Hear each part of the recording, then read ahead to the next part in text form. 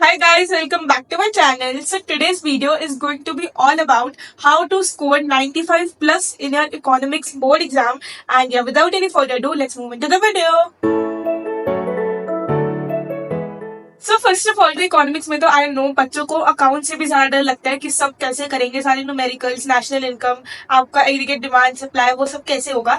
I know, but एक बार अगर आपको कंसेप्ट समझ आ जाए ना कि कैसे करना है, तो आपको इकोनॉमिक्स बहुत ही ज्यादा इजी लगेगी। ठीक है, सो फर्स्ट ऑफ ऑल तो आपको पता है इकोनॉमिक्स में आपके पास टू पार्ट्स हैं, that is macro economics and Indian economic development, which are a total reciprocal of each other. Because आपकी जो इंडियन इकोनॉमिक में उसमें पूरा रहता है, वेयर एज जो आपकी मैक्रो इकोनॉमिक्स है उसमें आपका सारा प्रैक्टिकल है। अगर आपको कंसेप्ट ही नहीं समझ आएगा तो आप सॉल्व नहीं कर पाओगे नेशनल इनकम वगैरह सबके न्यूमेरिकल्स।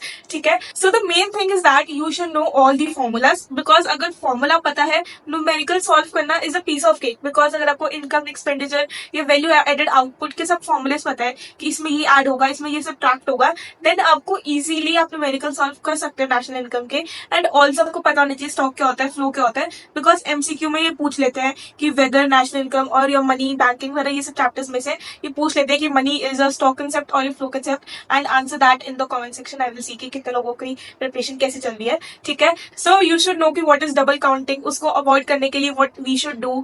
बैंकिंग के सारे कंसेप्ट पता होने चाहिए, रिजर्व रेशियो क्या होता है, रेपो रिजर्व रेट क्या होता है, वट। ठीक है, and then you should also know कि जो आपका सरप्लस कब आता है, डेफिसिट कब आता है, क्योंकि बजट के चैप्टर में से एक न्यूमेरिकल आना पक्का ही पक्का है। ठीक है, तो उसके सारे फॉर्मूले बाय हार्ट लर्न कर लेना। ठीक है, फॉरेन एक्सचेंज रिजर्व रेट्स, उसके ऊपर चलो आपका थोड़ा सा थ्योरी पोर्शन ही आता है, बट यू शुड नो। ठीक है, and then moving on to Indian economic, उसमें तो सभी रट्टा, मैंने खुद रट्टा लगाया था, उसमें कुछ समझाने वाला तो है नहीं। ठीक है, सो इंडियन इकोनॉमिक तो आप तभी करो जब आपके पेपर को 1 मंथ या थोड़ा सा टाइम रहता है, सो दैट आपको वो अच्छी तरह याद रहे। ठीक है, उसके बाद तो आई विल से दैट कि इकोनॉमिक्स में देयर आर 3 टिप्स जो आपको फॉलो करनी है, जो मैंने भी करी थी, and that's why I score 97 out of 100 in economics. ठीक है, सबसे पहले तो एनसीईआरटी में ही खोलनी है इकोनॉमिक्स की।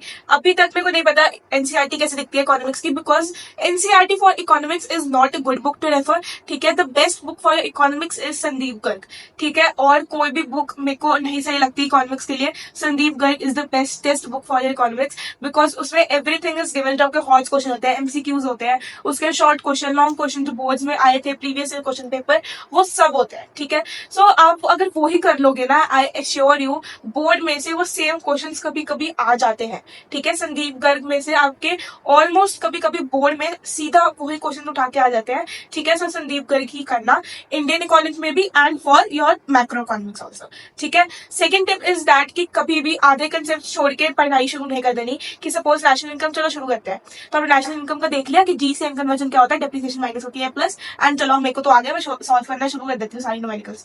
No, this is not the way to do that. अगर आप एक बार शुरू करोगे ना, फिर आपके नहीं निकलेंगे सम्स, एंड देन आपका मोरल और डाउन होगा कि शिट यार न्यूमेरिकल्स तो बहुत डिफिकल्ट है, नेशनल इनकम तो हो ही नहीं पाएगा। ठीक है, कभी भी ऐसा नहीं करना है। सब कंसेप्ट पहले अच्छी तरह समझो and then try to solve on the numericals. ठीक है, and also one thing I like to tell you कि अगर आपको स्कूल टीचर से, आपकी ट्यूशन टीचर से नहीं समझ आता है, तो प्लीज यूट्यूब पे सब पढ़ा है, यूट्यूब से समझो।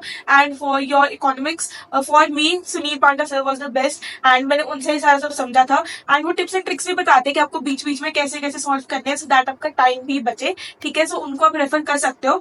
And now the most important thing is that कि कभी मत सोचना कि मैक्रो में हम रट्टे लगा के जा सकते हैं। ठीक है, मैक्रो में अगर रट्टा लगाओगे बिल्कुल नहीं मार्क्स आएंगे, बिकॉज चलो आप न्यूमेरिकल्स भी रट्टा लगा लोगे, इनकम में तो ये होगा ही होगा, बट अगर आपको कुछ और पूछ देते, जैसे अगर आपको उन्होंने एनएनपी दे दिया बट फॉर्मूले में जीडीपी आता है, तो आप कैसे निकालोगे। ठीक है, यू शुड नो ना कि कन्वर्जन्स क्या क्या है।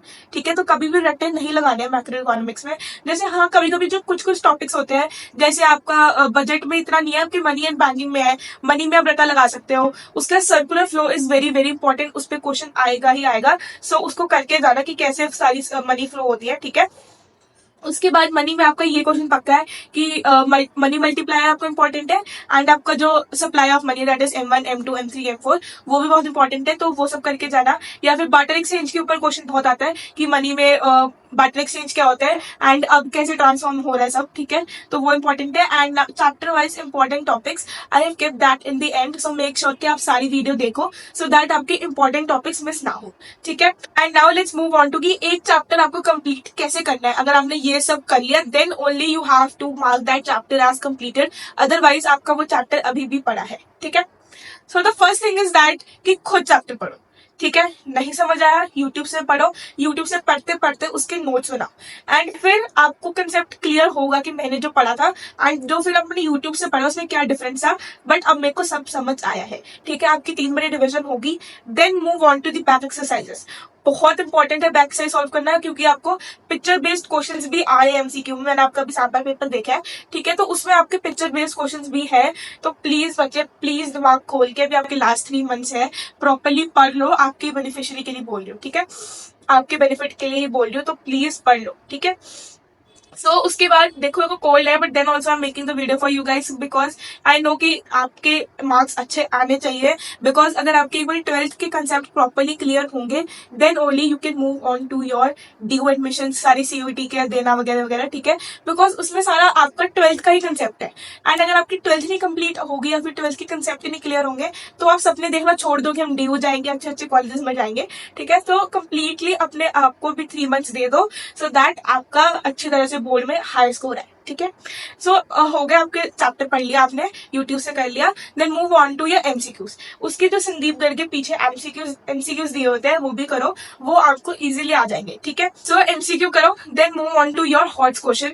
हॉट्स बहुत पूछे जाते हैं, हॉट्स में से क्वेश्चन उठ के आ जाते हैं because it requires a little bit more thinking than your other short answer long answer question, ठीक है। Short answer I am not saying कि पूरा लिखने बैठो शॉर्ट आंसर लॉन्ग क्वेश्चन, नहीं, मैंने भी नहीं करा था, तो I am not suggesting that to you guys, ठीक है।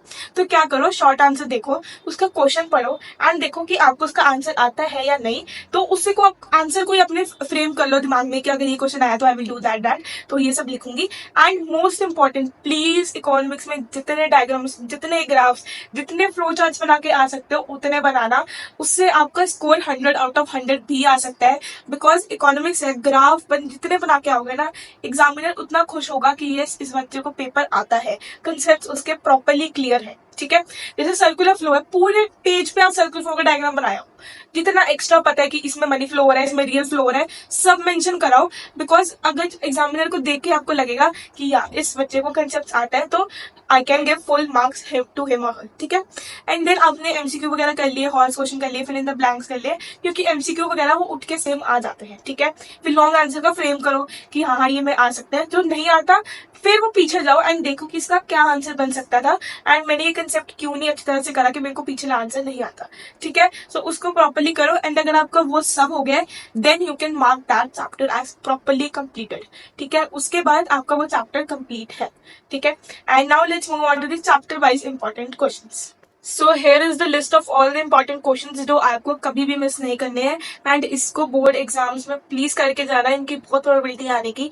एंड जो मैंने अपने एक्सपीरियंस से भी डाले हैं जो बहुत इंपॉर्टेंट है एंड आपको ये क्वेश्चन पेपर में दिखने को ही मिलते हैं हमेशा, ठीक है। सो प्लीज इन टॉपिक्स को या इन क्वेश्चन को मत छोड़ के जाना and it is for your own benefit and So yeah, this was it for today's video and found the video helpful. Please like कर दिया करो and we जल्दी have to hit 500 subscribers. तो please subscribe to the channel को and if you have any doubt and कुछ भी concept नहीं समझ आ रहा है please mention in the comment section. I will answer as soon as possible and yeah, meet you in the next video. Bye.